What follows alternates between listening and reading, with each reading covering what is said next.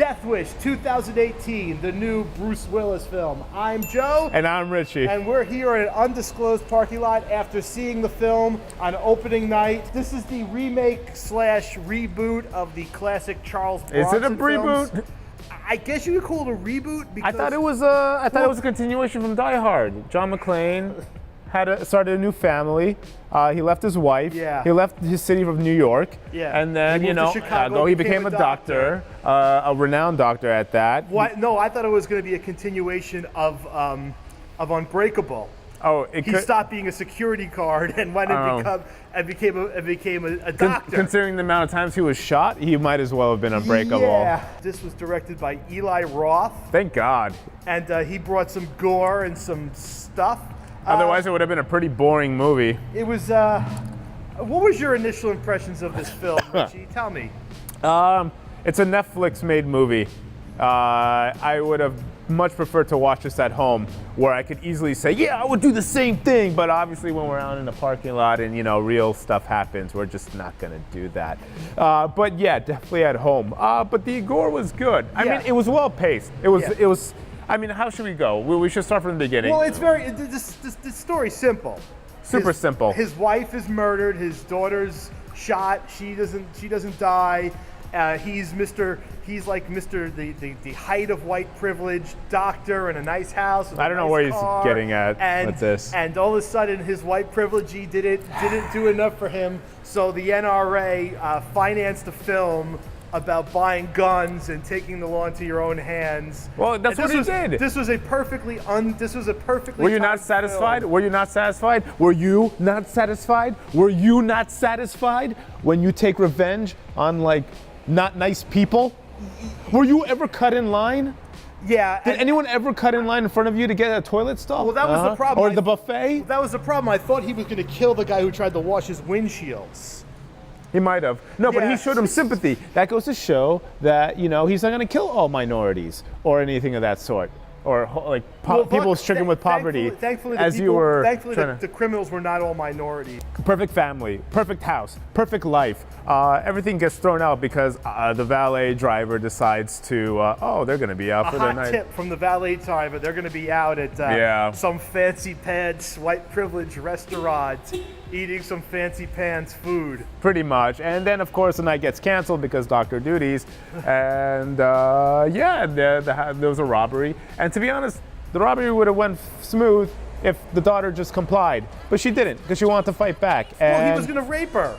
No, he wasn't. He was touching her in her thigh. Yes, one was touching in her thigh. The other two were not cut out for that ish. And then they started fighting, and she took, Yeah, because the other two knew that they didn't have time for that. If she just listened,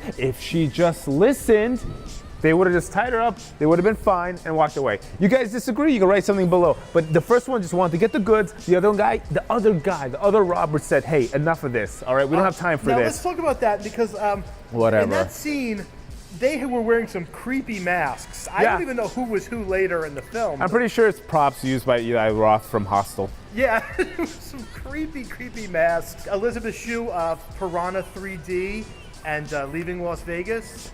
I don't know. Yeah, she was the mother.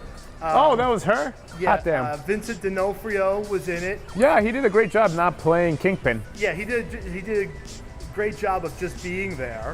The robbery happened. It was botched. Mother got shot. Died in the same hospital. Clearly, there's only one hospital in all of Chicago. Yeah, only one. And daughter was in a coma. And he obviously gets the idea of.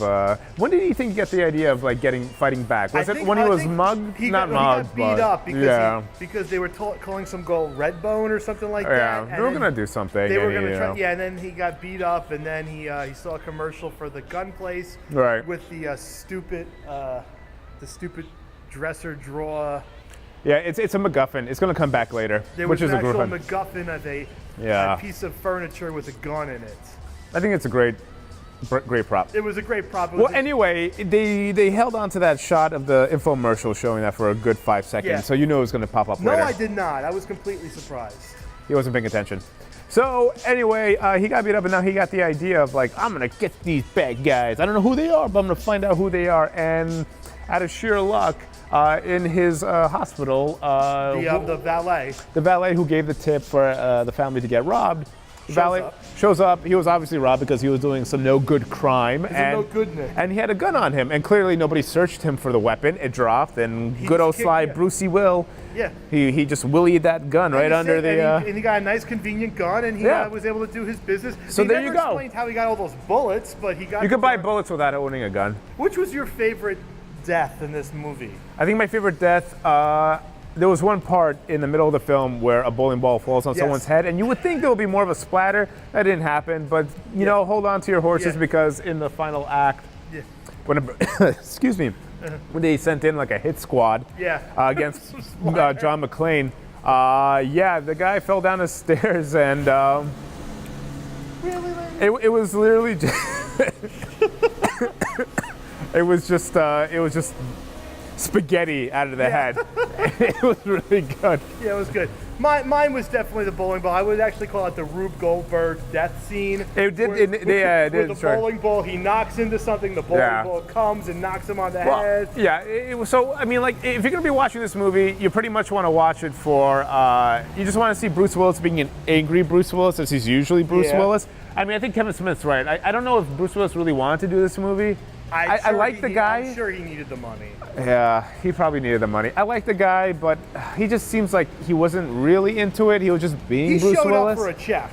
Yeah. No, he showed up for a check. Yeah, but he sold it pretty well, and I think he had some fun. Maybe he directed some of the scenes, probably. I don't know, but anyway, there was a lot of good deaths, good murders. Yeah, and it was well paced. It wasn't. No, it was fast. It was mercifully short. It's anything. It's not a film I would suggest to watch in the theater. Yeah, don't. Maybe if you have a movie pass. Yeah, that's how I got into it. I have a movie pass, so I already went to see a movie this month, so this was free. Yeah, good for you. So I feel perfectly fine. If I had spent $15 on this, I would be able to. Maybe bought a box of candy and a soda and brought somebody else in. Cut the cameras. And the whole thing cost $45. I might be a little upset. But it being free and me getting candy beforehand and me bringing in a bottle of water. I didn't feel like having that John McClane rage in the beginning of this, but now I do. So what was your favorite part? I mean, I think the second thug he kills at the end is my favorite part. The one who falls down and after he shoots him, his neck breaks and he's got this face like he's dead on the ground. Like, any kind of film that you have where there's a doctor who's who's on a warpath of revenge, he's like, I know exactly where to cut. I know exactly what to pour in the wound. I know what I'm doing because it's gonna suck for you. But whatever, it's hilarious. Yeah. I like that, but I like the second thug. Yeah. Because his face was like this. Oh, and he had a grimace on his face. And then they showed that grimace like 2 more times. Yeah, well, I'm sure it was expensive. I enjoyed that. That scene was good. The scene where he killed the guy with a car was good. Oh, that was where you basically saw spaghetti. Yes. That was basically where they had the spaghetti scene. Spaghetti head where his head was crushed. That was a fun interrogation scene. I think out of every car scene, that's up there. You know, like in the action films, like what was it, Denzel Washington, where he was pretty much torturing a guy in the car. I think it was Man on Fire. Not correct me. But I think it's up there. I like that. I like elaborate traps. But you know what? It's like he is unbreakable because. Yeah. Some of so whoever wrote this movie, I'll Google it later. We'll add it in the comments. They're clearly like, crap. I really have to move this story forward. Oh man! All right. So John McClane ends up at a bar where apparently it's like a shop where like everybody brings their stolen goods there. A fence. It's a fence. I've never heard of this term before. I don't know. Why is it called a fence? Because they're fencing things. Okay.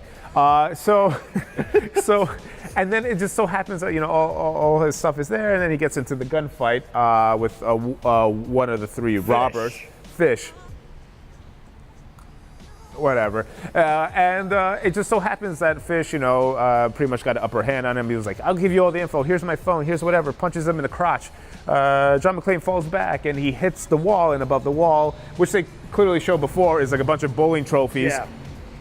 And then it just so happened that the Fish was under the area where the bowling ball will fall. I mean, like, that is just sheer luck. Well, you know, and are they trying to say that it is just all sheer luck? That's the only reason John McClane survived this much? Because maybe. I don't. There had to be some luck because he was a novice with a gun. No. And he was lucky that they never saw his face in all the videos that went viral. That's true. He was lucky that the cops were incompetent at the end, just decided to let him off.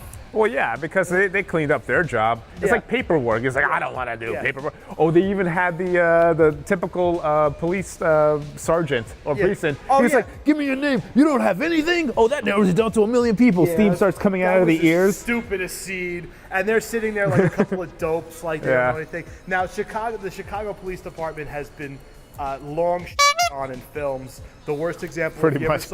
ever saw Fugitive? With Harrison Ford. Oh my God, a long time ago on TBS. They were like the worst police officers in history. Well, that's why they got Tommy Lee Jones in it. Yeah, Tommy Lee Jones had to save the day, not the Chicago PD. But at least at the end, they let the good guy go. Yeah, of course, which is a feel good. Which it looks like, I don't know if they're going to continue on with a few sequels. Well, if they continue on with it, the daughter has to die in the start of the next one because that's what happened.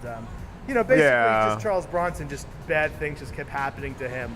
I guess that maybe there's a lesson there. Do you think Bruce Willis's bald head equals to Charles Bronson's mustache? No. It's like they're like kind of iconic. No. No. Would you recommend going to see this movie? Not in theaters. Watch it on Netflix. No, this should have went right to Netflix. No, This was about as bad as some of the Netflix stuff that's gone right to Netflix recently. Pretty much. Or as good, if you will. Hey.